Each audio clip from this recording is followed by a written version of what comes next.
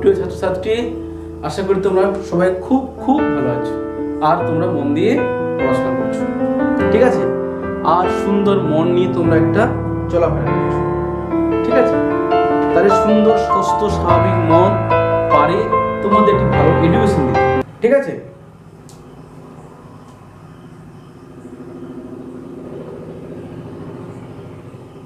তো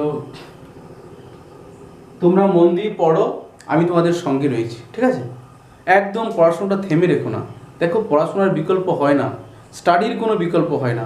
তাই বলছি তোমরা পড়াশোনা সবসময় মন দিয়ে করো, ভালোভাবে সুস্থভাবে মন দিয়ে পড়াশোনা করো। আর মাথা সবসময় ঠান্ডা রাখবে, সুস্থ রাখবে, মন পবিত্র রাখবে, তবেই পড়াশোনা ভালো হবে, ঠিক আছে? কথা না বলে সরাসরি আমি তোমাদের পড়াতে চলে যাব, ঠিক আছে? আজ যেটা আলোচনা করবো সেটা হচ্ছে কি, যে একটা প্রবাহী বলতে আমরা বুঝি তরল এবং গ্যাস, দুটোই প্রবাহিত হতে পারে, তাকে আমি প্রবাহী বলি। তো এই প্রবাহী কিভাবে চাপ প্রয়োগ করে সেই চাপের রাশিমালা, চাপের মান, চাপের একক, এই বিষয়ে আমি আলোচনা করব, ঠিক আছে? আচ্ছা, সবসময় যেটা তোমাদের বলে থাকি আমি, তোমরা অবশ্যই আমার ভিডিওটাকে দেখবে, ভালো করে মন দিয়ে দেখবে এবং সুন্দর করে খাতাতে লিখে রেডি করবে। আর যদি আমার এই ভিডিও তোমাদের ভালো লাগে, তোমরা অবশ্যই বন্ধুদের মধ্যে লিঙ্কটাকে শেয়ার করে দেবে এবং কমেন্টস করে জানাবে তোমাদের কি সমস্যা হচ্ছে, আমি সেই কমেন্টের উত্তর দেব। এবং তোমরা কি করবে না, অবশ্যই সাবস্ক্রাইব করে নোটিফিকেশানটাকে অল করে দেবে, তাহলে তোমরা সমস্ত ভিডিওগুলো আমার পরপর দেখতে পাবে, ঠিক আছে? তো এখন চলে যাচ্ছি পড়াতে। এখন আলোচনা করব প্রবাহী কাকে বলে, যা প্রবাহিত হতে পারে। দেখো, আমরা জানি নদীর জল এক স্থান থেকে আরেক স্থানে প্রবাহিত হতে পারে, তাই না? বায়ু এক স্থান থেকে আরেক স্থানে প্রবাহিত হতে পারে, তাহলে এরা সব প্রবাহী, যা প্রবাহিত হতে পারে। তাহলে আমরা কি বলবো, তরল এবং গ্যাস যা প্রবাহিত হতে পারে তাকে বলছি প্রবাহী। কি বলছি? যা প্রবাহিত হতে পারে তাকেই আমরা প্রবাহী বলি। তাহলে প্রবাহী কাকে বলি? প্রথম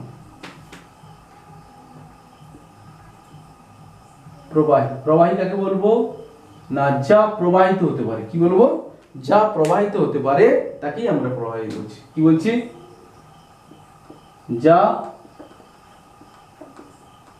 যা প্রবাহিত হতে পারে, যা প্রবাহিত হতে পারে তাকে কি বলা হয়?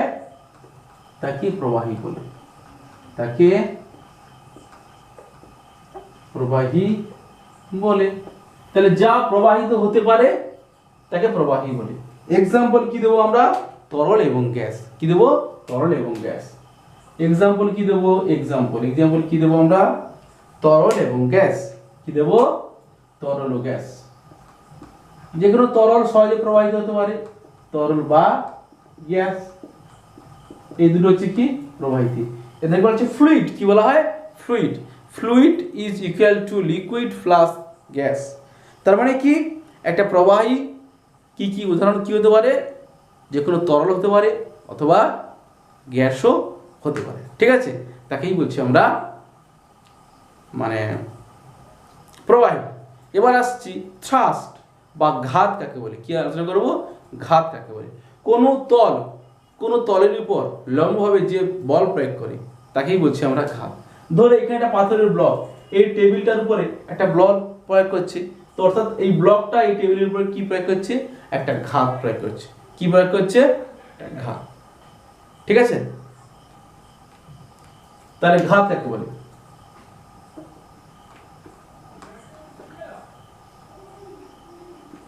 ঘাত কাকে বলা আছে? কোনো তলের উপরে লম্বভাবে যে বল প্রয়োগ করে তাকেই বলছি ঘাত। কি বলছি? কোনো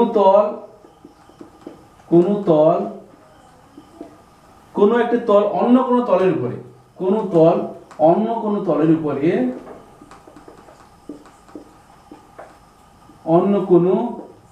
তলের উপর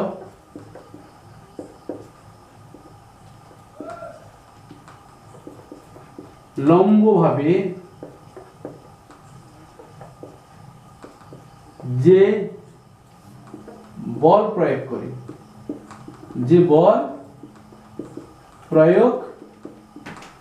করে, তাকে কি বলা হয়? তাকে ঘাত বলে। কি বলছি, কোন তল অন্য কোন তলের উপর লম্বভাবে যে বল প্রয়োগ তাকে ঘাত বলছে। অর্থাৎ ধরো এইটা পাথরের ব্লক, তার নিচে একটা তল রয়েছে, সে এইটা হচ্ছে টেবিলের উপর সে একটা কি করছে, বল প্রয়োগ করছে। তাহলে বল প্রয়োগ করছে মানে কি হচ্ছে, এই পাথরের ব্লকটা এই টেবিলের উপর কি প্রয়োগ করছে, ঘাত প্রয়োগ করছে। কি প্রয়োগ করছে, ঘাত প্রয়োগ করছে। ঠিক আছে। আচ্ছা, এবার আসছে একক। এবার কি আসছে, ঘাতের একক। ঘাতের কি আসছে, আমরা একক ইউনিট আসছে। কি একক কি হবে না, সিজিএস একক ডাইন পার সেমি স্কয়ার এবং এসআই একক নিউটন পার মিটার স্কয়ার।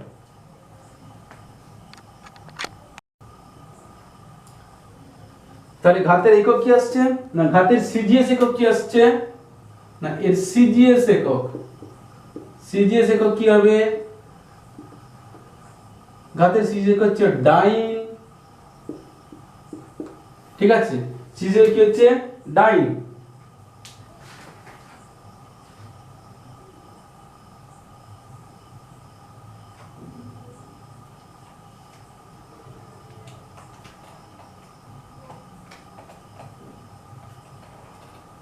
আর এসআই তে কি হবে, কোন নিউটন। কি হবে, নিউটন। এবার আসছি চাপ। তাহলে কোন তল বা কোন বস্তু কোন তলের উপরে লম্বভাবে যে বল, একক ক্ষেত্রফলে লম্বভাবে যে বল প্রয়োগ করে তাকে বলা হচ্ছে চাপ। তাহলে কোন তল কোন একক ক্ষেত্রফলে লম্বভাবে যে বল প্রয়োগ করে তাকে বলছি আমরা চাপ। আর যখন কোন তল অন্য কোনো তলের উপর মোট যে বল প্রয়োগ করছে তাকে বলছি ঘাত। মানে ঘাত হচ্ছে একটা বল।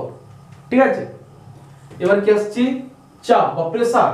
কি আসছি, চাপ বা প্রেসার। কাকে বলছি না, কোন তলের একক ক্ষেত্রফলে লম্বভাবে প্রযুক্ত বলকে কি বলা হচ্ছে, চাপ। তাহলে কোন তলের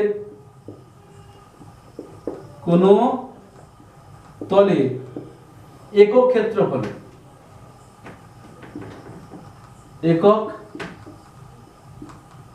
ক্ষেত্রফলে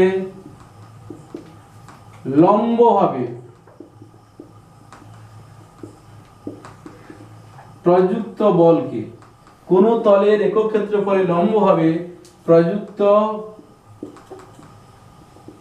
বলকে কি বলে, চাপ বলে বা প্রেসার বলে। এবার আসছি চাপের রাশিমালা। চাপ কাকে বলে বোঝা গেল। তাহলে কোন তলের একক ক্ষেত্রফলে, সেটা বলছে যে কোনো ক্ষেত্রফলে মোট প্রযুক্ত বলকে বলেছিলাম ঘাত। আর যখন ক্ষেত্রফলটা একক হয়ে যাচ্ছে তখন সেটা ঘাত না হয়ে কি হয়ে যাচ্ছে, চাপ হয়ে যাচ্ছে, প্রেসার হয়ে যাচ্ছে। তাহলে কোন তলের একক ক্ষেত্রফলে লম্বভাবে প্রযুক্ত বলকে কি বলা হচ্ছে, চাপ। এবার আসছি রাশিমালা।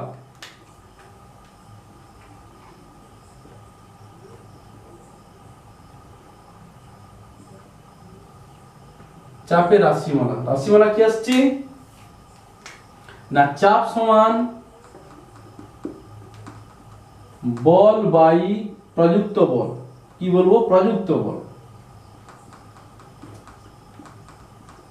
প্রযুক্ত বল বাই কি হবে, ক্ষেত্র। মানে কি আসছে, পি সমান এফ বাই এ। পি সমান এফ বাই, এটা হচ্ছে রাশিমালা। Pressure is equal to force by area. Pressure is equal to force by area. চাপ সমান বল বাই ক্ষেত্রফল। এবার আসছি একক। কি আসছে, একক। এককটা কি আসবে না, সিজিএস একক হবে ডাইন পার সেমি স্কয়ার, এসআই একক হবে নিউটন পার মিটার স্কয়ার। তাহলে সিজিএস একক কি হবে না, ডাইন পার সেমি স্কয়ার। এসআই একক কি হবে, নিউটন পার মিটার স্কয়ার। তাহলে চাপের একক পেয়ে গেলাম, সিজিএস একক পেয়ে গেলাম, এসআই একক পেয়ে গেলাম। এবার আসছি চাপের মাত্রা। কি আসছে? চাপের মাত্রা, চাপের মাত্রা আসছে, চাপের মাত্রা। মাত্রাটা কি হবে বলো? তাহলে চাপের মাত্রা কি হবে না, পি সমান, তাহলে পি সমান এফ এর মাত্রা বাই এর মাত্রা। দেখো মাত্রা লেখার জন্য আমরা এই থার্ড ব্র্যাকেট দিয়ে প্রকাশ করি, হ্যাঁ মাত্রা লেখার জন্য আমরা এই থার্ড ব্র্যাকেট দিয়ে প্রকাশ করি। তাহলে বলের মাত্রা কি হয়? M L T to the power minus 2, আর ক্ষেত্রফলের মাত্রা কি? L square. তাহলে কি দাঁড়াচ্ছে না, এম, দেখো এখানে এল হচ্ছে এল স্কয়ার, তাহলে এল টু দি পাওয়ার মাইনাস 1 হবে, তাই না? এটা উঠলে এই পাওয়ারটা মাইনাস 2 হবে, আর এখানে এর পাওয়ার 1 মানে L to the power minus 1 আর T to the power minus 2 হয়ে গেল। এবার চাপ কোন কোন বিষয়ের উপরে নির্ভর করে? চাপটা নির্ভর করছে প্রযুক্ত বলের উপরে আর ক্ষেত্রফলের উপরে, ঠিক আছে নাকি? হ্যাঁ, চাপ কোন কোন বিষয়ের উপর নির্ভর করে? চাপ কোন কোন বিষয়ের উপর নির্ভর করে? চাপ কোন কোন বিষয়ের উপরে নির্ভর করে সেটা কি লিখবো? 1 নম্বর লিখবো প্রযুক্ত বলের উপরে। 1 নম্বর কি লিখবো? দেখো পি সমানুপাতিক এফ, দেখো পি সমানুপাতিক এফ, দেখো দেখো পি সমানুপাতিক এফ, তার মানে কি প্রযুক্ত বল যত বেশি হবে তত চাপের মান বাড়বে, তাই না? এটা তাহলে কি জানাচ্ছে? তাহলে এটা এটা পি আর এফ সমানুপাতিক, দেখো উপরে আছে না, উপরে আছে মানে সমানুপাতিক, সরল সমানুপাত। তাহলে আমি কি লিখবো এখানে না, প্রযুক্ত বল যত বেশি হবে, প্রযুক্ত বল যত বেশি হবে চাপের মান তত বেশি হবে। কি হবে? চাপের মান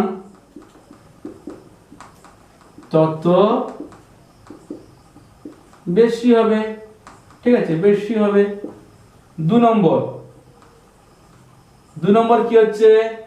ক্ষেত্রফলের উপর। তাহলে 1 নম্বর হচ্ছে চাপের উপরে, মানে পি সমানুপাতিক এফ, প্রযুক্ত বল যত বেশি হবে চাপের মান তত বেশি হবে। 2 হচ্ছে কি না, পি সমানুপাতিক 1/a। দেখো চাপের সঙ্গে ক্ষেত্রফলের কি সম্পর্ক? ব্যস্ত সম্পর্ক। ক্ষেত্রফল যত কম হবে চাপের মান তত কি হবে? বেশি হবে। তাহলে এটা কি সম্পর্ক? আচ্ছা এটাকে একটু বলে দিই, এখানে আর একটু বললে ভালো হতো। তাহলে এখানে চাপের সঙ্গে প্রযুক্ত বলের সঙ্গে চাপের সরল সম্পর্ক কি লিখবো না, প্রযুক্ত বলের সঙ্গে চাপের সরল সম্পর্ক।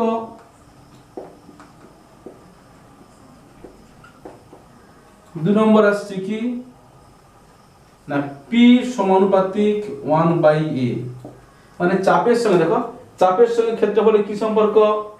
ব্যস্ত সম্পর্ক। তাহলে কি চাপের সহিত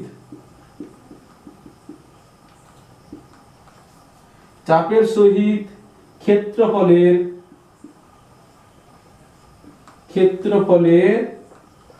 কি সম্পর্ক? ব্যস্ত সম্পর্ক। কি সম্পর্ক? ব্যস্ত সম্পর্ক। ব্যস্ত সম্পর্ক।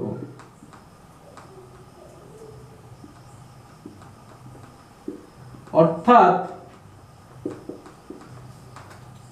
ক্ষেত্রফল যত কম হবে চাপের মান তত বেশি হবে। ক্ষেত্রফল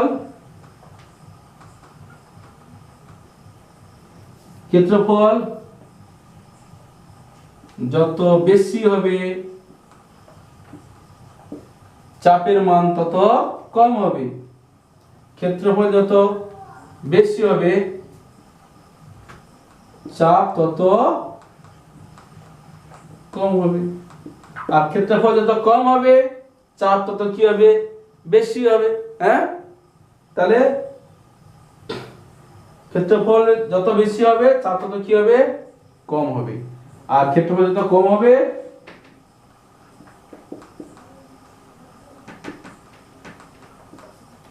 যত কম হবে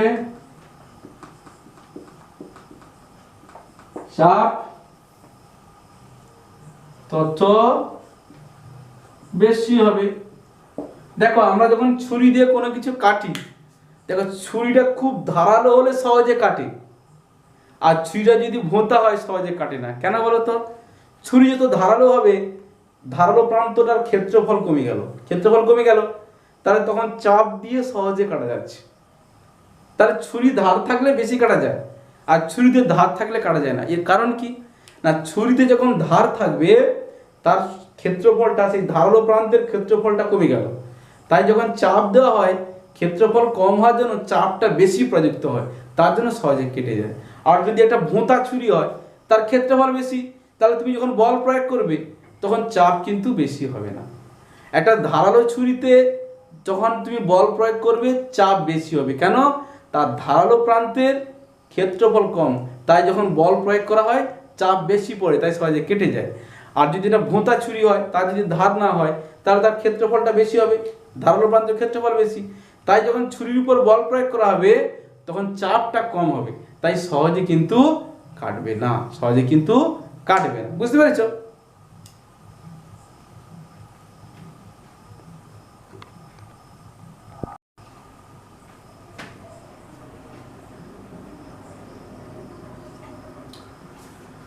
দেখো এবার যেটা আলোচনা করব সেটা হচ্ছে তরলের যে কোনো গভীরতায় যে কোনো বিন্দুতে আমি চাপ নির্ণয় করব।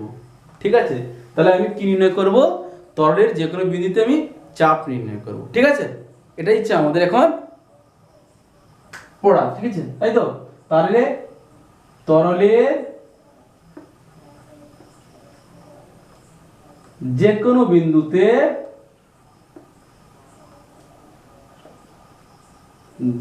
বিন্দুতে চাপ নির্ণয়। তাহলে এখন আমরা এটা করব, তরলের যে কোনো বিন্দুতে আমরা কি নির্ণয় করব? চাপ নির্ণয় করব। ঠিক আছে,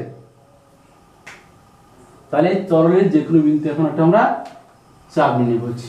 তাহলে ধরলাম এই একটি পাত্রের মধ্যে ডি ঘনত্বের তরল নেওয়া হয়েছে। ধরলাম একটি পাত্রের মধ্যে ডি ঘনত্বের তরল নেওয়া হলো, অর্থাৎ এই যে পাত্রটা রয়েছে এর মধ্যে যে তরলটা নিয়েছি তার ঘনত্ব কত? ডি বা রো। আমি ডি নিলাম। তাহলে ধরলাম একটি পাত্রের মধ্যে ডি ঘনত্বের তরল নেওয়া হলো। তাহলে একটি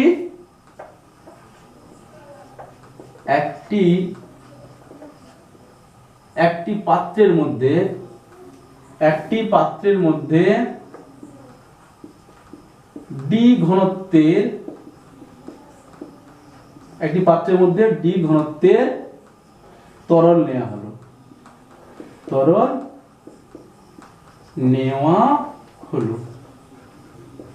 তাহলে এই পাত্রের মধ্যে ডি ঘনত্বের তরল নেওয়া হয়েছে। এবার লিখবো তরলের উপরিতল থেকে এইচ গভীরতায় চাপ নির্ণয় করতে হবে। তাহলে তরলের উপরিতল থেকে তরলের উপরিতল থেকে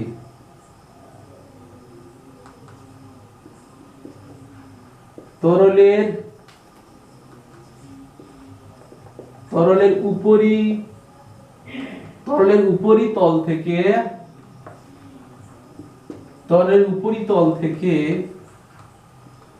তরলের উপরিতল থেকে এইচ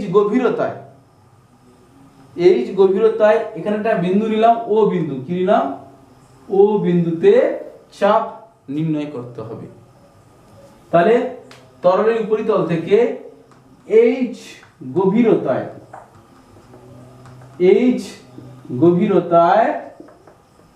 ও বিন্দুতে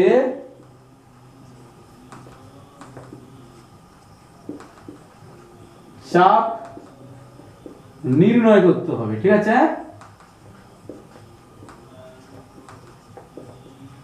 বুঝতে পারছো? তাহলে আমি এই উপরিতল থেকে জাস্ট এইখান থেকে এর গভীরতা কত হলো? এইচ। এটা আমার একদম বিকারের নিচ তোলা। এখান থেকে এই যে একটা চোঙাকৃতি তরল ধরা হয়েছে, এর হাইটটা কত? এইচ, আর তরলের গভীরতা কত? এইচ।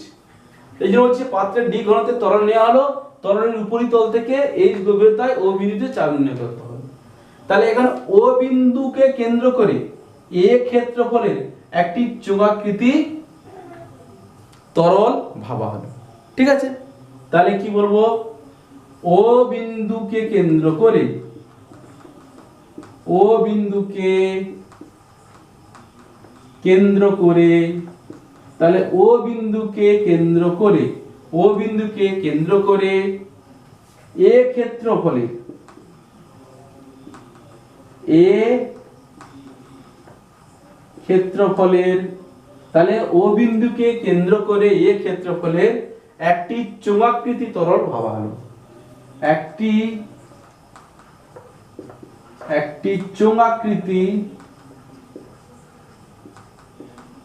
চোঙাকৃতি তরল ভাবা হলো। ঠিক ঠিক, একটি চোঙাকৃতি তরল ভাবা হলো।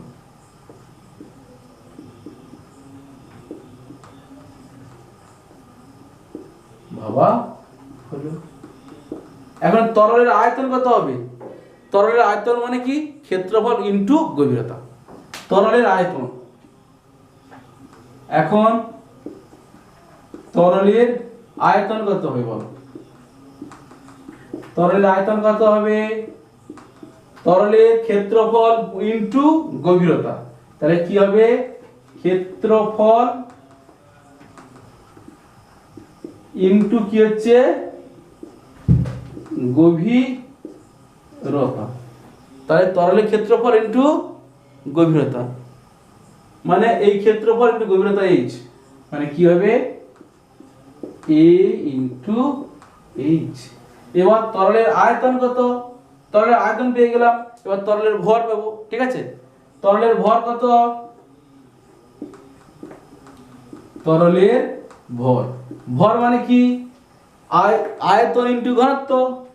তরলের আয়তন ইনটু ঘনত্ব, তরলের আয়তন ইনটু ঘনত্ব মানে কত হচ্ছে? এ এইচ ডি। তরলের ওজন কত হবে? তরলের ওজন কত হবে?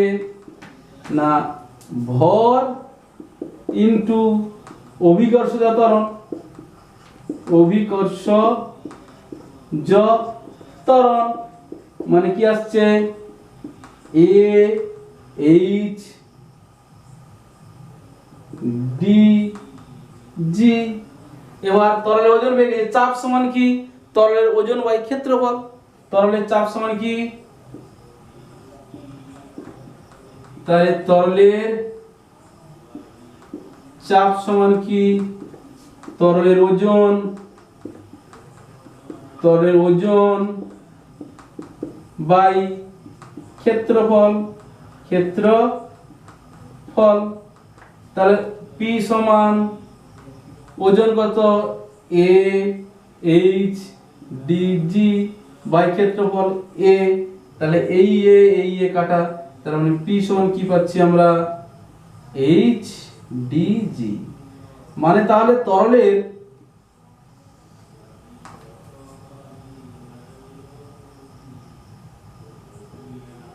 তাহলে কি পাচ্ছি আমরা? তরলের যে কোনো বিন্দুতে তার চাপ, তরলের গভীরতা, তরলের ঘনত্ব এবং অভিকর্ষ ত্বরণের উপরে নির্ভর করে। ঠিক আছে, যদি তোমাদের বলে যে তরলের যে কোনো বিন্দুতে চাপের রাশিমালা নির্ণয় করো, তাহলে তোমরা পারবে তো?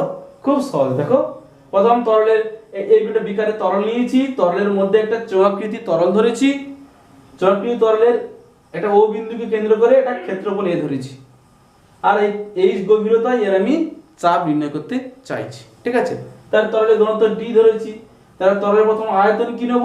এই ক্ষেত্রফল ইনটু উচ্চতা, তাহলে এ ইনটু এইচ।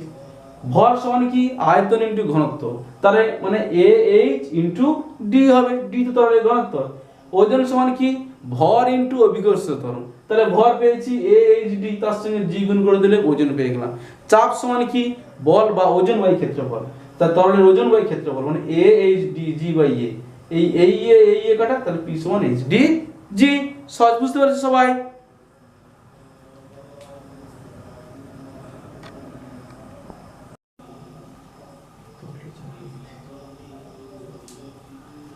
দেখো এবার যে বিষয়টা আলোচনা করবো সেটা হচ্ছে তরলের চাপের প্রকৃতি। তরলের চাপের প্রকৃতি কি আলোচনা করবো? তরলের চাপের প্রকৃতি। বিষয়টা কি দেখো, অর্থাৎ তরলের চাপ তার প্রকৃতিটা কি সেটাই আমরা নির্ণয় করব। ঠিক আছে, তাহলে তরলের চাপের প্রকৃতি কি আলোচনা করব? তরলের চাপের প্রকৃতি। বিষয়টা কি দেখো, আমরা জানি তরলের যে কোনো বিন্দুতে চাপ P সমান কি HdG, তাই না? এখন বলছি যে তরলের যে কোনো একটা বিন্দুতে তরলের অনেক রকমের চাপ রয়েছে। তরলের ঊর্ধ্বচাপ, নিম্নচাপ, পার্শ্বচাপ সব কিন্তু সমান। তাহলে তরলের যে কোনো বিন্দুতে সকল প্রকার চাপের মান সমান। কি বলছি? তরলের যে কোনো বিন্দুতে সকল প্রকার চাপের মান কি সমান। এটা হচ্ছে ফার্স্ট চাপের প্রকৃতি। তাহলে কি বলছি?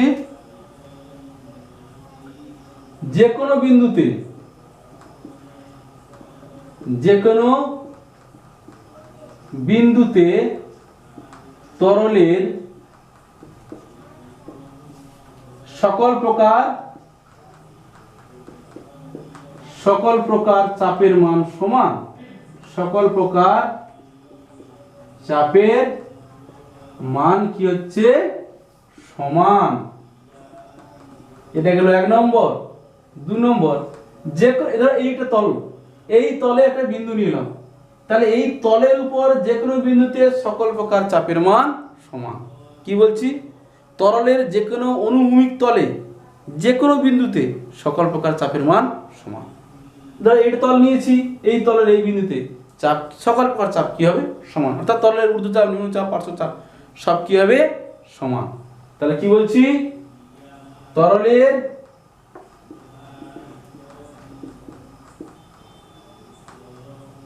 যে কোনো অনুভূমিক তলে যে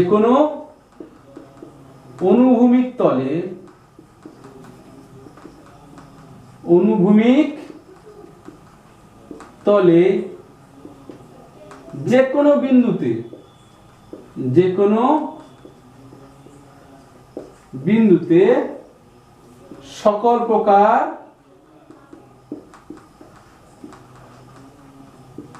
চাপের মান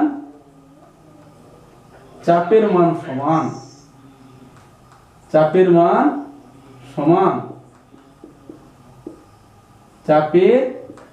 মান কি হবে সমান। ঠিক আছে, 3 নম্বর আসছি। দেখো P সমান কি HdG, মানে কি এখান থেকে আমরা কি পেতে পারি? P সমানুপাতিক D, অর্থাৎ তরলের ঘনত্ব যত বেশি হবে তরলের চাপ তত বেশি হবে। কি বলবো? তরলের ঘনত্ব যত বেশি হবে, তরলের ঘনত্ব যত বেশি হবে,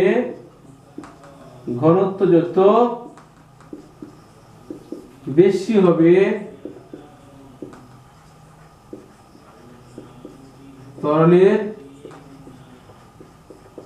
চাপ তত বেশি হবে। 4 নম্বর, দেখো P আমি এখান থেকে পাচ্ছি P সমানুপাতিক D হলো, এবার P সমানুপাতিক H, তার মানে কি তরলের গভীরতা যত বেশি হবে তরলের চাপ তত বেশি হবে, তাই না? তরলের গভীরতা যত বেশি হবে তরলের চাপ তত বেশি হবে। কি বলবো? এখান থেকে আমরা কি বলতে পারছি? তরলের গভীরতা যত বেশি হবে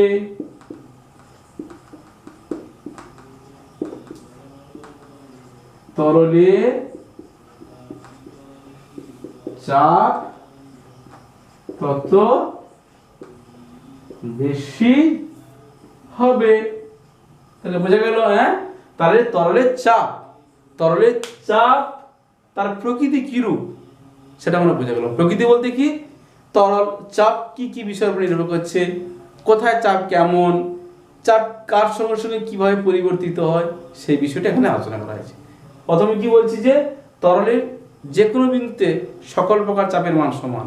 আবার তরলের যদি যে কোনো অনুভূমিক তল কল্পনা করা হয়, সেই তলের সকল বিন্দুতে সকল প্রকার চাপের মান সমান। আবার কি বলা হচ্ছে, পি সমানুপাতিক ডি, অর্থাৎ ডি মানে density, pressure proportional to density, অর্থাৎ তরলের চাপ তরলের ঘনত্বের সহিত সমানুপাতিক। অর্থাৎ যেখানে তরলের ঘনত্ব যত বেশি, সেই বিন্দুতে তরলের চাপের মানও তত বেশি। আর কি বলছি, এইচ তরলের গভীরতা, দেখো তরলের গভীরতা যত বেশি হবে, তরলের চাপ তত কি হবে, বেশি হবে, তাই না? কিন্তু গভীরতা কমে গেলে চাপ কমে যাবে। আচ্ছা ঠিক আছে, আজ তাহলে এই পর্যন্ত থাকলো। পরবর্তী ক্লাসে তোমাদের সঙ্গে আমার আবার দেখা হচ্ছে। ততদিনে ভালো থাকবে, সুস্থ থাকবে, আর মন দিয়ে পড়াশোনা করবে। আর আমার পড়া ভালো লাগলে তোমরা অবশ্যই সেটাকে কি করবে, আমার চ্যানেলটাকে ইজি সায়েন্স সলিউশন সাবস্ক্রাইব করে নোটিফিকেশান অল করে দেবে, আর বন্ধুদের মধ্যে শেয়ার করে দেবে যারা হয়তো এখনও ভৌতবিজ্ঞান পড়ে উঠতে পারেনি, তাদের বাড়িতে কারোর মোবাইল রয়েছে, তাহলে সেখানে গিয়ে তোমরা অবশ্যই আমার চ্যানেলটা সাবস্ক্রাইব করে দিলে তোমার সেই বন্ধুরা দেখতে পাবে, তারাও পড়তে পারবে, সবাই তাহলে আমার সঙ্গে সমান তালে সমানভাবে পড়তে পারবে। ঠিক আছে, সবাই ভালো থাকবে, সুস্থ থাকবে, আর মন দিয়ে পড়াশোনা করবে। পরবর্তী ক্লাসে আবার তোমাদের সঙ্গে আমার দেখা হবে।